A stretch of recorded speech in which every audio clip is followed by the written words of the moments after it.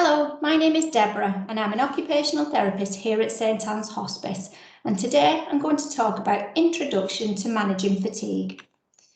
My aims for this session are to look at increasing knowledge about fatigue, to look at causes of fatigue, to talk about possible symptoms, and most importantly talk about strategies to help manage fatigue. But what is fatigue? Fatigue can be described as a distressing, persistent and subjective physical, emotional or cognitive tiredness or exhaustion. So fatigue is specific to each individual person, and it may be related to a condition or a treatment, and it isn't proportional to the recent activity. So it may be that just getting out of bed has caused fatigue, or that going for a hospital appointment, then doing the weekly shop, and then visiting family at home all on the same day might have caused fatigue. It does interfere with usual functioning. What are the causes of fatigue? Well, the causes are unknown, but it may be that it's a direct effect of the condition that you're experiencing. So it may be that cells are reproducing rapidly or tumour is growing. It may be a side effect of previous or current treatment. So it may be that you've had radiotherapy or chemotherapy in the past, or even surgery, and the side effects of them treatments can last for weeks and months, and every individual is different as to how long this might last for. It may be that the fatigue is related to symptoms around your condition. So you may have low hemoglobin or be anemic. You might not be eating or drinking very well and be dehydrated or malnutritioned, or your body may be metabolizing at a slower or a faster rate than it's used to. It may be that you have another medical condition that is causing fatigue, and many long-term conditions have fatigue as a main symptom. So arthritic conditions, cardiac, neurological, respiratory or renal conditions all have fatigue as one of their symptoms. Fatigue can be a common symptom for many people, especially those accessing palliative care services, no matter what their condition, whether it's a cancer or a non-cancer condition. Studies indicate that between 60 and 100% of patients experience fatigue as one of their main symptoms. And identifying fatigue can be a first step in helping to manage it. The symptoms of fatigue might include a lack of energy or strength, difficulty doing simple everyday activities. It could be issues with mood, so feeling low in mood, more irritable or emotional, feeling anxious or depressed. Be feeling dizzy, lightheaded or breathless. Sleep could be affected, either too much or too little. Or you may be having difficulties with impaired cognitive function. So that might be things like poor memory, poor concentration, difficulty making decisions. But all of these might be symptoms of fatigue. Managing low energy levels can be difficult because every activity we do needs energy. So physical energy is needed for going upstairs, making a meal, working at a laptop. Mental energy is needed to do crosswords, deciding what you want for tea, or remembering your medical history at a doctor's appointment. Or emotional energy, where worrying about scan results, or feeling frustrated by your lack of energy, or feeling low or weepy might also be where we need energy. And if your energy levels are low in any of these areas or all of these areas, you may be experiencing difficulties. Boom and bust is something that affects people who experience fatigue. So coping with low energy levels can be hard, and planning days and weeks ahead can be difficult when people can't predict how they'll be feeling from one day to another. Fatigue can start to take control of life, and people can feel that they have days where they have lots of energy and can do lots of things, and other days where they can't do anything. And boom and bust can be one of the side effects of fatigue. So people might wake up feeling good and decide I need to do more. I need to do all them things on that to-do list and have a boom of activity. So they might have a really productive day and get through that to-do list, but that boom of activity can make the symptoms of fatigue worse. So you may feel in more pain. You may feel that you haven't got appetite or that you haven't got the energy. You might feel more emotional, but that boom of activity has made your fatigue worse. So you might feel a need to rest and have a burst of activity where you maybe rest for hours, days or a week. And it can cause increased frustration where you're not able to do everything you want to do, but you do feel the need to rest. So then after a period of rest, you might wake up and feel, I feel really good today, so I need to do more, and have a boom of activity. And people find that this all or nothing, this burst of activity where they can't do anything and where they can't plan anything, can affect their life and cause increased frustration. But thinking about energy in terms of how much we've got can be important. And so considering energy in terms of how many glasses of water you have available per day, how much charge you've got in your mobile phone, or how much money you've got in your energy bank might be different ways of trying to work out how much energy you've got per day. So for example, thinking about when you were well, you may have had 10 glasses of energy available to you per day. And you might have been able to get up, go for a shower, go to work, do some housework when you got home and then meet friends. And you may have only used 6 glasses of energy and still had energy to spare. Or it may be that you had, imagine yourself like a mobile phone, where you've been making calls, looking things up on the internet, going through your photographs, and all of them things can take energy out of your mobile phone charge. And unless you charge it up, you might run out of charge. Or you may imagine your energy levels in terms of an energy bank. So certain things put money in and certain things withdraw money. But what we don't want is that you are in the red and you don't have the reserves to buy what you want to do or to be as active as you need to be. So in terms of an energy bank, things that can make withdrawals or can take water away from your glasses of water or can take energy out of your mobile phone are things like your condition, the treatments that you're having, if you're in pain, if your sleep is disturbed, if you're experiencing poor appetite, if you're experiencing side effects of medication, or if you experience stress or worry. So all of these things can withdraw money out of your energy bank and leave you in the red or where that you've no charge in your battery or no glasses of energy left to do the things that you want to do.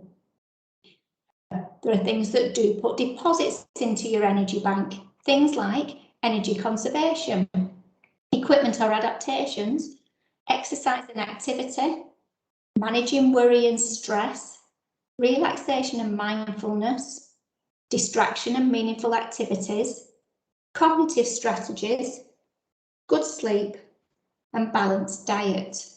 So all these things can put energy in your energy bank, can recharge your mobile phone battery, or can keep you having the glasses of water you need to get you through the day. The good news is that fatigue can be managed, and an umbrella term for managing fatigue is fatigue management, and you may have heard it around.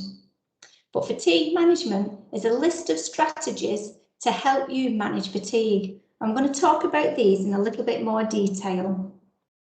So the first step to managing fatigue is to being educated about it, and watching this video is a tick off one of them first steps. There's lots of written information available. So Macmillan Charity do provide lots of leaflets that are free of charge that you can order or that you can get from Macmillan Cancer Information Centres or from the hospice or hospitals. One about fatigue is Coping with Fatigue, which is a really good information document that gives information about causes and strategies to help manage fatigue.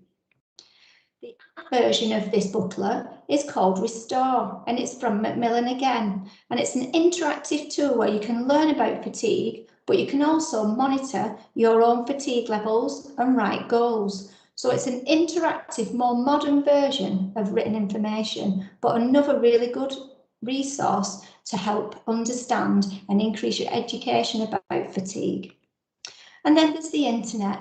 There's lots of information on the internet, and we recommend that you try and look at information that is from recognised or organised associations. But information is out there and is available, no matter what the cause or your condition that you're experiencing is, you can get information about how to manage fatigue. Strategy for managing fatigue is energy conservation. But what does energy conservation actually mean? It's about using the energy levels as wisely as possible. It's a common sense approach, it's not rocket science, and people are often following this type of information already. Diaries can help to rate activities and monitor what you're doing now, how hard you're finding them activities, how much energy levels you've got, what's your nutritional intake, and what's your mood like. And they can help you to see any patterns in your day or week, or what activities you're finding most difficult, and can then help you to plan your future and how you can start to manage fatigue. A referral to an occupational therapist might help to do this in a little bit more detail and can go over lots of the strategies that I'm going to discuss from this slide on. Energy conservation can be described as the 5 Ps. So the first of the 5 P is planning, where we advise that you plan your days and your weeks so that activities that require lots of energy are completed when you're feeling most energised. That you mix high and low energy level activities throughout the day and week so that you avoid that boom or bust. That you plan an activity that takes lots of energy and then do something that's a little bit quieter or that requires less energy. And spread your activities out throughout the day like this, where you're also slipping in some activities to recharge your batteries. So things like relaxation and mindfulness are active ways of recharging your batteries, but we do want you to try and plan these into your week. The second of the 5 Ps is pacing. So we advise that you slow down when you're doing activities, because rushing can make recovery longer, and that rest is going to be where you're not doing things that you want to do, or whether you're losing your fitness or your strength. To finish an activity and it take a little bit longer than to rush and not finish at all, and the frustration that that can cause. The third of the 5 Ps is prioritising. And it's good to identify activities that have to be completed and activities that you would like to complete in that day or that week.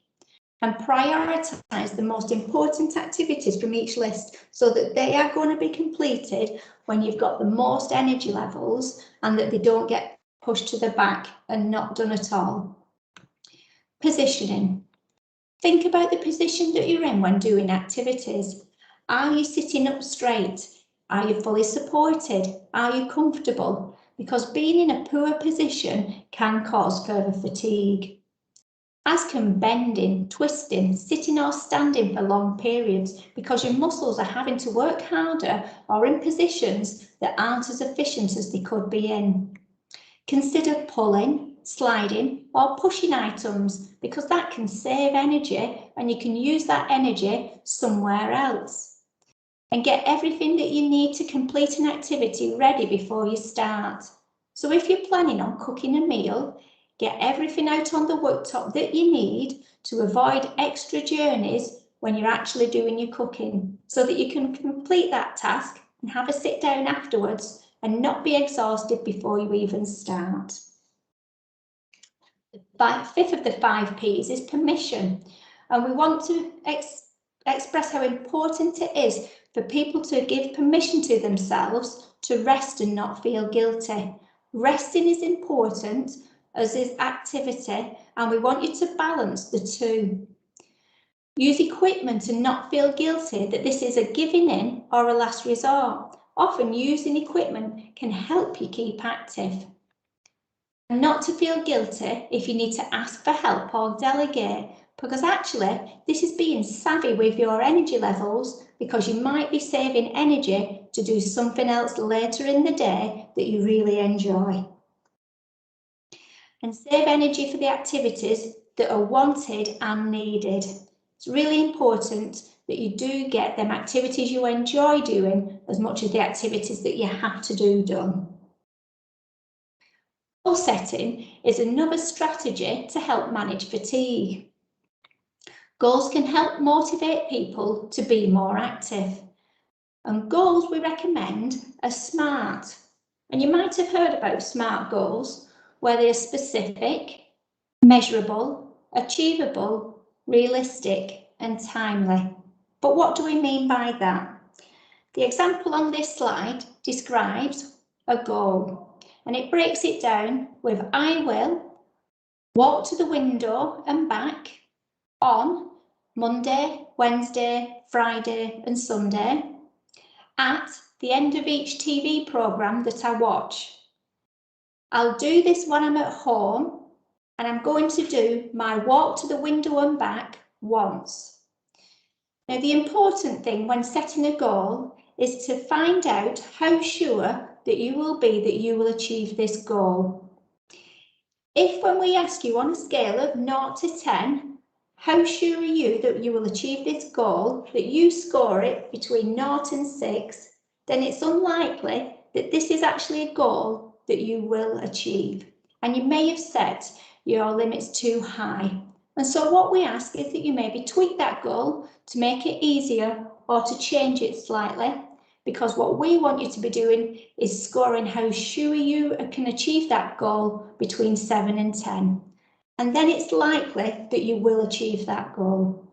And we want you to do a reward. So if you've done what you've said you were going to do on that day for the number of times, what is your reward? Is it a cappuccino and a chocolate biscuit when you finish what you said you were going to do? And adaptations are also another strategy for managing fatigue. Equipment can help keep people independent and active. And we want equipment to be seen to enable rather than disable. So rather than seeing that equipment is the end of the line, equipment can actually help us keep active and moving. So a stretching stool might allow somebody to sit at the kitchen and prepare a meal and stand up when they need to and rest when they need to, so that they can feel really productive and finish that meal that they've wanted to make for their family, rather than not doing it at all.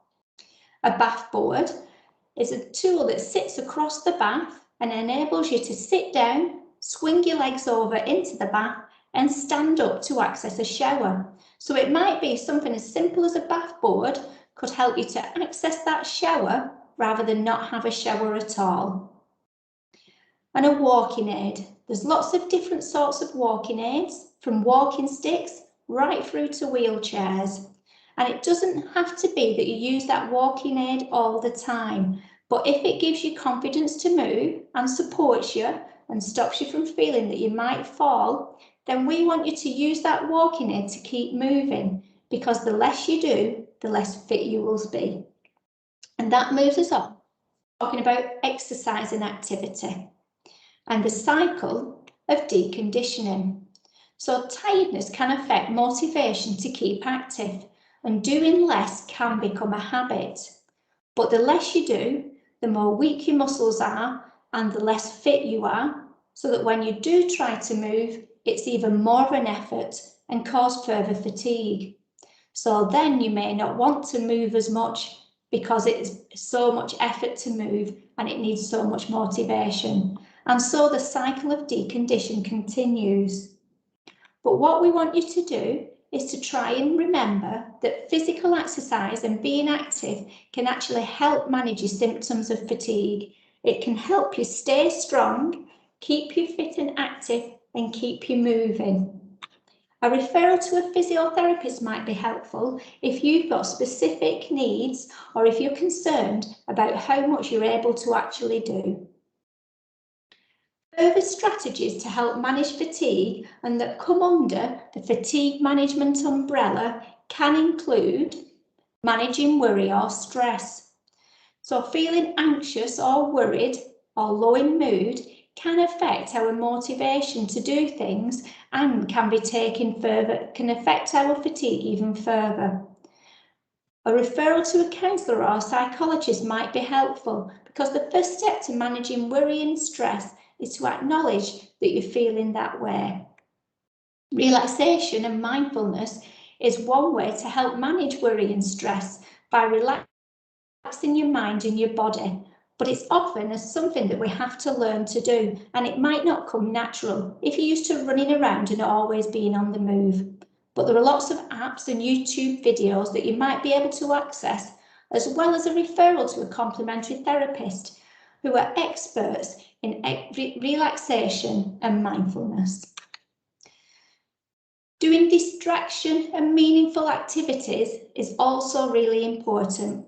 We want you to enjoy what you're doing, to keep moving, to learn new skills, to focus your attention on something positive rather than worry or pain, and can be part of goal setting. So distraction and meaningful activity is another good self-management strategy to help manage fatigue. Cognitive strategies as simple as writing lists, putting a post-it on the door to remember something, or prioritising activities is also really helpful if you're having problems with fatigue causing problems with your memory or your concentration. And getting good sleep is another self-management strategy. Have a think about the 2-hour rule. So think about what you do before you go to bed and making sure that you don't have alcohol or that you're on your mobile phone or that you're in a stressful situation or you do exercise, drink caffeine, all before bed, because all these things are stimulants and can affect your ability to go off to sleep. Also, have a look at your sleep environment. Is your bed comfy? Is your room dark enough? Are you warm enough or are you too hot? Are there things that you can do to make your sleep environment as comfortable as possible to help with good sleep? And finally, a balanced diet. Think about food as fuel for your body. And if you're not getting food or the right types of food, then you will be struggling with getting activities done because you won't have put petrol in your car. So a referral to a dietitian might be helpful if managing a balanced diet is something that you're struggling with. So to summarise, coping with low energy levels can be hard to manage. Taking charge and using self-management strategies can help to manage them low energy levels. There isn't a magic pill that we can give you. A small change can make a big difference on how people might feel physically, emotionally, and psychologically. So think about where can you save energy? Where can you make things a little bit easier for yourself so that you've got the energy to do the things that you need to do, to keep your mobile phone topped up, to keep energy in your energy bank, or to keep them glasses of water, which are really your energy levels. What can you do to try and make it as easy as possible when you're doing activities? To finish, we've got a list of possible strategies that we've talked about in this presentation. To be educated and to read up about fatigue and find information that you can find useful to increase your knowledge about coping with this really difficult symptom. Energy conservation. How can you use the energy you've got as wisely as possible? Using equipment and adaptations if needed. You don't have to use it all the time, but using a piece of equipment might just save a little bit of energy so you can do something nicer later on. Keeping active and doing exercise is important, and maybe setting goals to help you do that is something to consider. and managing your worry and stress. Don't bottle things up. Learning relaxation or mindfulness activities is something that will help to recharge your battery as well as relax your mind and your body, and are really important in managing fatigue. Doing activities that you really enjoy, that you get distracted doing and you don't realise how long you've been doing them for, but they find really helpful or important, or that you're happy when you're doing them. We want you to be doing these activities as much as doing activities that you have to do. And using cognitive strategies such as writing lists, prioritising what's important so that the memory or concentration isn't affecting your everyday activities.